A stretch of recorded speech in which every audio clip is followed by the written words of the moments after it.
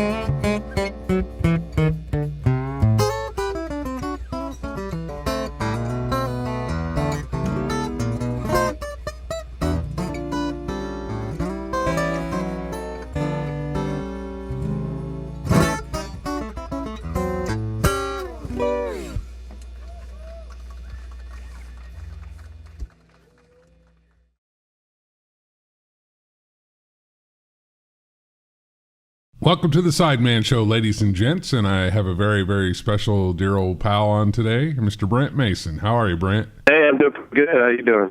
I'm just looking out my window at the lake, and it's nasty out there today. Oh man, I know this is where we're getting the got remnants rain of that. blowing Yes. sideways, and it's about 50 degrees. I know, man. It's September and it's cold.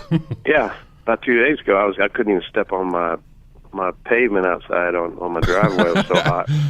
Weird. Hey, you know, speaking of that, did you ever get that bird put on your dock there?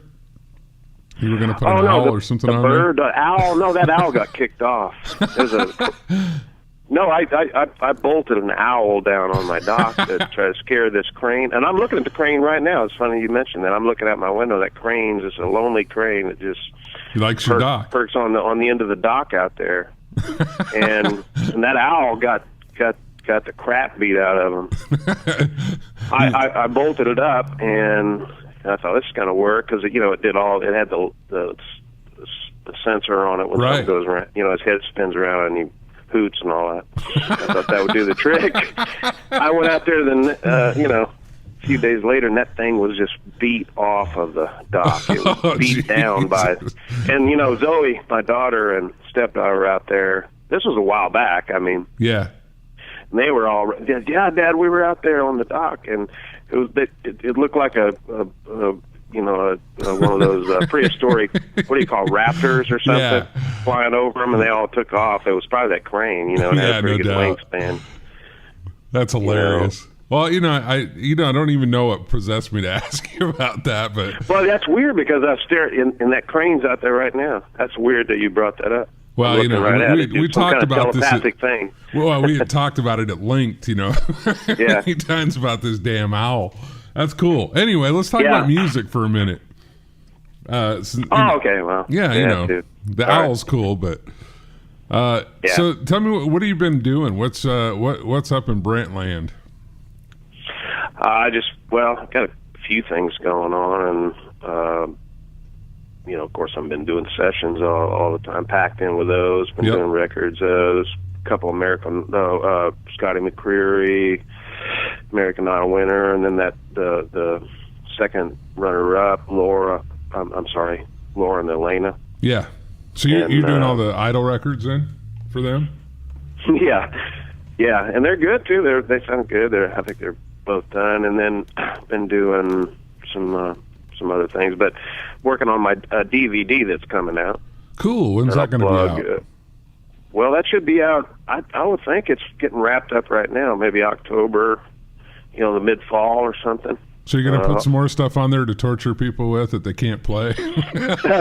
Well, actually, it's a little different because I wrote the songs on there. I wrote and actually singing on them too. But it's more of a studio scenario kind of thing where I'm set in the studio and I show you how I show anybody that's interested how to build a song with the guitar parts and adding guitar parts to what's to make a song. Oh, that's awesome, man. Well, and there's some playing on it too. It all isn't just boring, mundane parts. It's got some playing on it and some solos, and there's a little instrumental track I wrote, some original songs, and that'll be out. Like I said, around I think end of October. Cool, man. We're looking at Mark LeBlanc and I are kind of teamed up on it. He's got a company called Pro Media, and he'll be releasing it. There's also a couple other guys doing them coming out probably a little bit after me. Is Tim Pierce, LA studio guitarist. Yeah. I think Dean Parks is talking about doing one. So that'd be great. And released at separate times. I think mine will probably come out first. I'm not sure, but it's soon enough for me. So the fastest I've ever got anything done. but it works. It's pretty cool. I mixed it. I kind of spent some time with it, made sure. We Brent and I played on a session together. We did the David Frizzell album not too long ago. Right. And I was looking at you through the glass because I was playing acoustic. Right. And you screw me up every time, man. I end up watching you, and I go, damn, why do I do that? I'll end up watching because you'll be doing some crazy shit over there, and I'll be going, oh, wait, no, focus. It was really fun doing that session. Those sessions move along, don't they? Oh man, we cooked that day. We did 3 sessions and 12 songs. Yeah, you sounded good. You sounded really good. Well, thank you, sir. I appreciate it. But, it's when you're a guitar player, you never get out of the chair, do you? You're fixing songs and you're fixing things. You're micromanaging your parts, and then by the time you go, I got that one done, they're already handing out charts on the next song. You know what? I got to ask you this. You're thinking, man, I'd love to go to the bathroom. I want to ask you this because I know we've talked about this before, but there's a thing when you're a session player that nobody can really understand until they've been there, but there's a tension and a stress because you don't know what you're going to play. You have no earthly idea until they put the chart down in front of you, really, where it's going. True.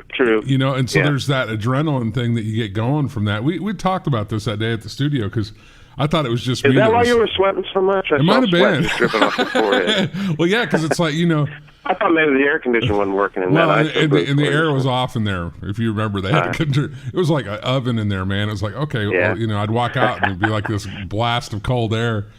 And Steve felt so bad. He turned the air on there. Oh man, I'm sorry. Open it up. And I was like, oh, okay, now I can breathe. But it wasn't stress, all right? No, not at all. None. No sweat. Yeah, playing with the greatest players on the planet. There's no stress. Yeah, no stress at all.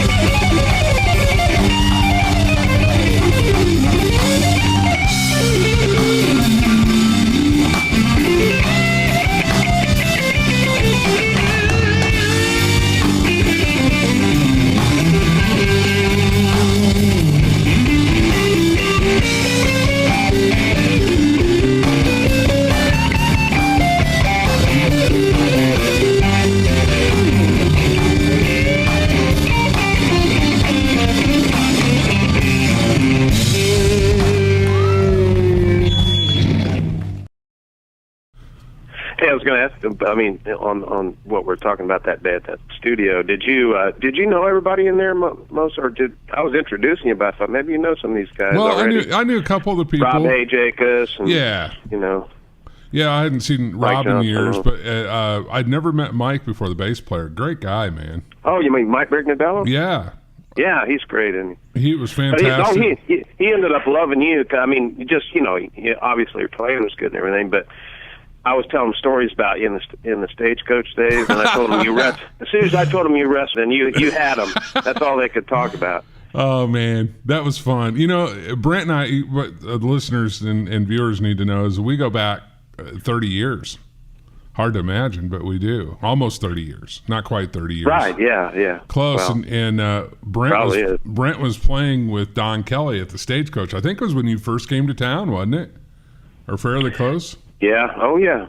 And we worked in one of the roughest nightclubs in the country. It was called the Stagecoach Lounge. Oh my God, man. The stuff that went on there was unbelievable. There was at least 6 fights a night, and I was a bouncer there. I know. Oh, at least who knows how many guns and knives you can cough up in there at any given moment. Man, I took away so many knives and guns, and you know, people would come in wearing sap gloves, which are, you know, it has a chunk of lead taped into the back of the gloves, and we took those little flip-out batons. People will come in with those. I mean, it was crazy. I mean, I had guns pulled on me, I had knives pulled on me. Well, Brent, you saw it. I mean, you were there for a lot of Yeah, I'm just glad you headed them off. Well, you orchestrated it. We had to protect the band. That was our thing. Was, you know, that. Yeah, when they were, you know, you figure when they request a song there, you better know the damn thing. Man, that place either was that nuts. or run or duck behind a cymbal or something. Yeah, there was many times I was looking at cymbals. I was getting ready that I'm going to grab that ride cymbal, and that's going to be my shield. Exactly. Get out of there. I don't know how good it'll work, but it might deflect a knife or I don't know about a bullet. God. But the place held what, like 200 people? Yeah. You know, it was and it was always full. Yeah. And it was always fights because they served a lot of tequila, whiskey. You mix that up with rednecks and the right element for violence. Yeah. Yeah, it was pretty, and the bar was owned by a wrestler, Jerry, and Jerry was he was a former Czechoslovakian power lifter. And the guy was just a wall, you know. Yeah, he was a big dude. Yeah. Yeah, we had a lot of great memories in there. But anyway, we've known each other a long time, and you know, it's kind of funny because when we did that session, you know, Mike walks right over to me and goes, "Hey, did you know the Jarretts?" You know, yeah, man, you know, of course. And he wanted me to come down and see that film in Memphis that they shot in Memphis, which is very cool. Right. Mm-hmm. This business is crazy. I've been through all kinds of stuff. Yeah. People think I was a wrestler first, but I wasn't. We saw a lot of celebrities get drug out of there by their ankles. I won't mention any names, but I think you might have been a part of that. As far as the dragger, not the draggy.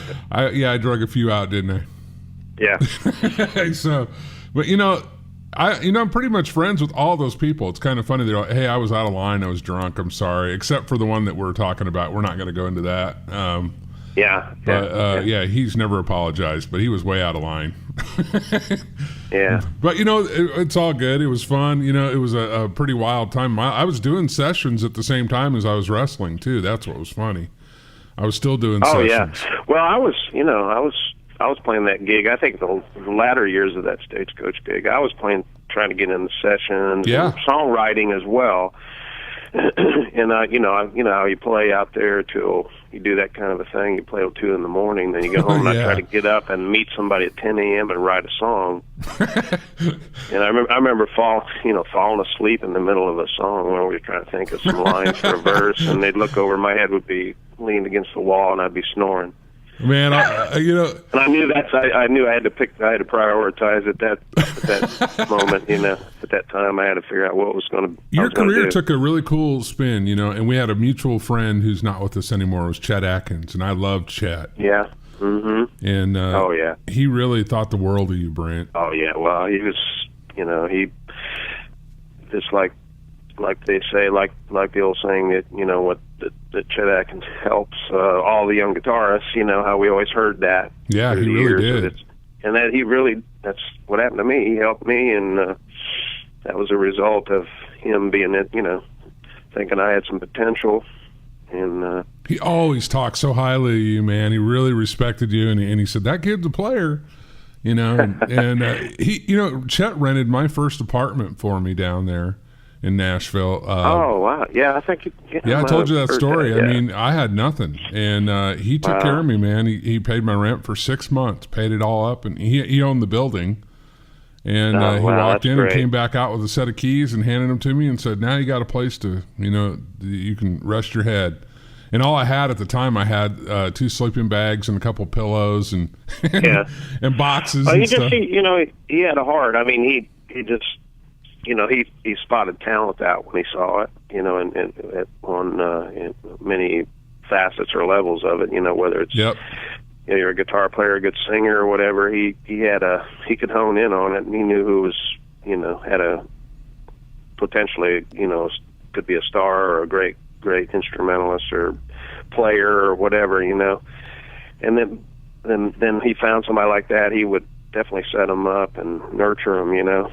I saw a show getting off of this. I saw a show. I think it was Sting was talking on Oprah or something, and she said, "I noticed your wife goes with you everywhere," and he goes, "Yeah." She thought that was cool, Yeah. And he goes, "Well, man, she remembers everybody for me."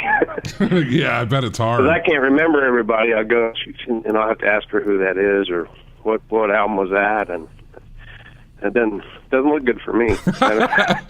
No, it's just because your head's in your music, man. That's it. Early signs of Alzheimer's, maybe, or something. I don't know. Dementia.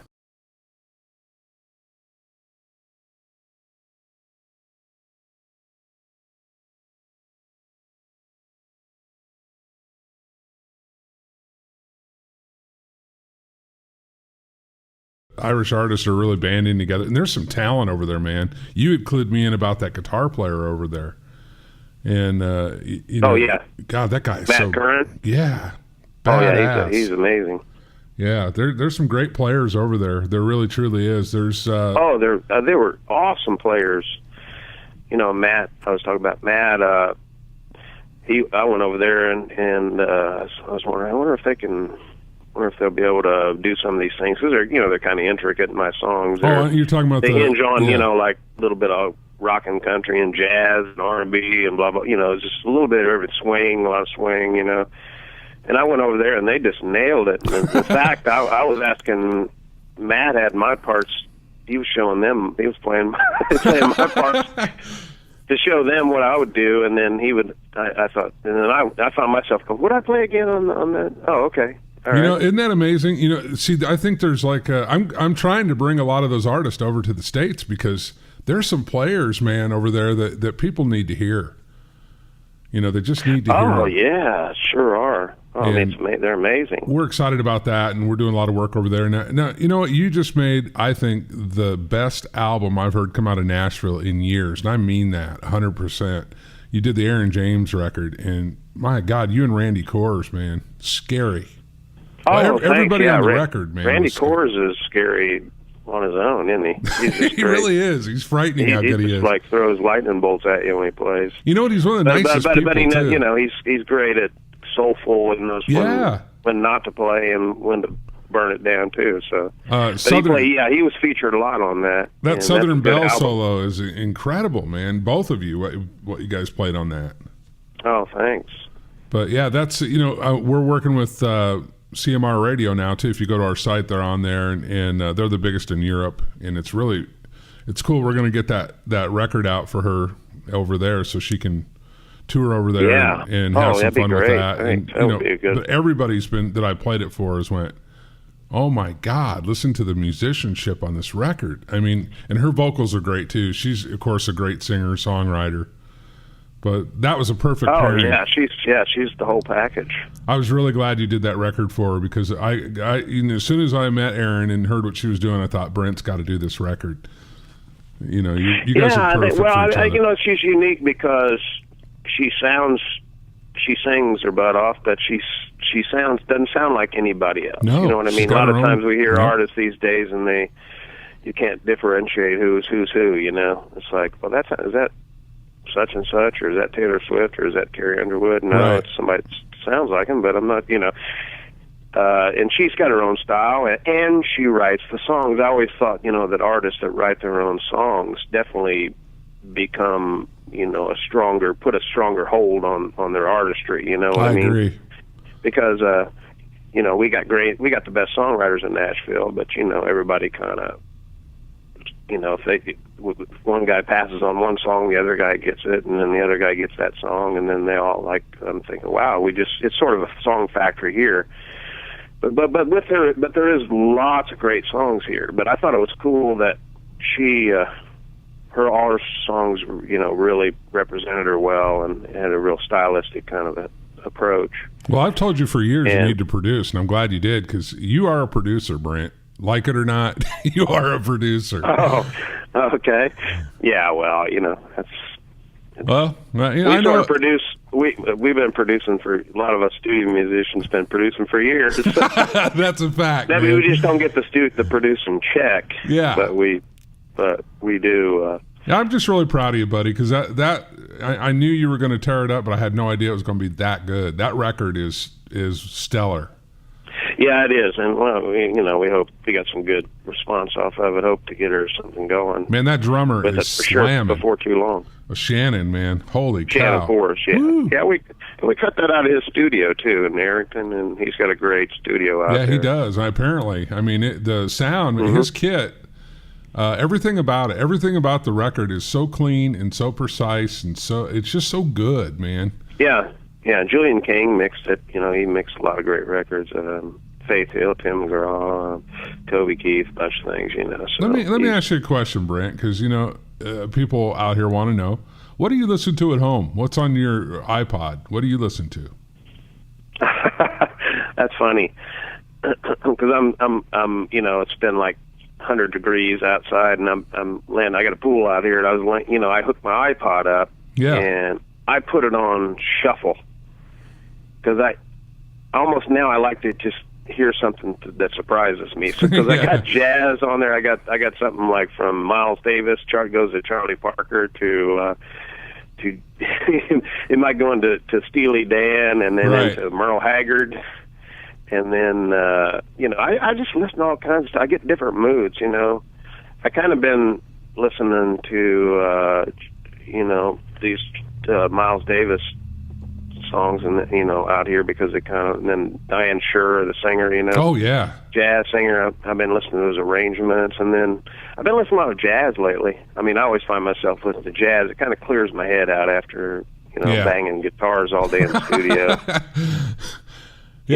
I mean, country music now is country music what it is, but it's pretty packed in with a lot of instrumentation and banging guitars. It's like I have to hang my head out the window when I go home sometimes. Or put a little Keith Jarrett on to clear it out. You know what I mean? That'll work. some music with some space and some soul, But I listen to a lot of things. I mean, I just talked about Donald Fagen. I was listening to a lot of that here while I was just listening to Babylon Sister, and then I was laying out there and I was like, the way he writes those things, I had to come in and figure out, and I realized that all those poly chords that he plays on you can only play those chords with the half tonal notes in them, Yeah, it's those weird, jazz, isn't it? Those 9 chords, but they have a 6 and a natural 7 together in them. That makes those songs work. You try to play them on guitar and they don't come across as well. And I'm thinking, wow, what a genius! What just unexpected melodic things going on, So that's what I've been listening to lately. And then next week it could be Chet Atkins or Merle Haggard or Jerry Reed and Chet Atkins or Jerry Reed. You know what I mean? Yep. It's like a TV with I'm turning channels on now. I don't know if that's just me and my ADD kind of musical sensibilities of different genres, I hear you about the ADD though. On this, man, tell me about you had a cool relationship with Jerry, and I love Jerry. I sure miss him and Chet both. I mean, those two were characters. Yeah, well, I mean, I've always been a Jerry Reed fan. I mean, he's the one that kind of got me when Dad brought home a Jerry Reed album. It was Nashville Underground. Yep. It had stuff like Tupelo, Mississippi Flash on it and stuff like that. The original album, later on different compilations and went on to different albums with different covers and stuff like that. But this was the original one. He had like a fishing cap on, or something, and he was singing over an old condenser mic or something. And that was the cover. It was a Nashville Underground. John Hartford, I think, wrote the liner notes on the back, wrote a cool section on Jerry, a little cool bit he wrote about his music. I love that record really you did. Cool, the way he described it. That tribute record you did, I have, and I love that, man. You guys smoked it. Oh, the record? Yeah. The tribute? Yeah. That was incredible, man. You nailed it. And which record was it? It was the tribute to Jerry Reed that you played on. I think Mike played on it, and or no, Dave. Oh yeah, that's a great album. You talking about Daryl Tony's? Yes. Yeah, that's a great album. Yeah, he did a great job on that. Daryl did a awesome job. You know what's funny about you? You played on so many records. Now for the record, you have played on. I think you're the most recorded. You and Harold Bradley are the two most recorded guitar players in history, but you played on more number ones than any other guitar player on the planet. That's pretty. Well, yeah. Well, deal, arguably, I guess I don't know that you could, do your math on that. Well, I've done the research. It's a fact. Oh, you did? Oh, yeah. Okay, good. Yeah, you are the man. And we're going to give you a Nestle case of Nestle Pure Life water and a lifetime supply of Rice-A-Roni, the San Francisco treat, for being the number one. You played on, yeah. Well, actually, I don't have any of those. I'm excited about that. Sorry, I actually don't have any of that. Oh well, that's better than some of these awards I might be getting or something. At least it's. Now, how many awards? You've won so many freaking awards. It's nourishing. What do you do with them? Where do they go? Where do they live in your house? Well, this one's a doorstop. That one I got. No, they're actually got. I got a little shelf that's. It's not like a shrine in it or anything when you come in my house. But I got a little section downstairs. I put them. That's cool. Put them up. A Grammy and some ACMs and. Now you've won Musician of the Year several times. I don't even know how many times that's happened. Yeah, I think 12. Wow. And then. Yeah, you got to be so proud of that, Brent. I mean, oh yeah, I am. No, I'm very proud of it. I really am, and that's a hell of an honor. It is. Oh, it is. I really appreciate it. It's.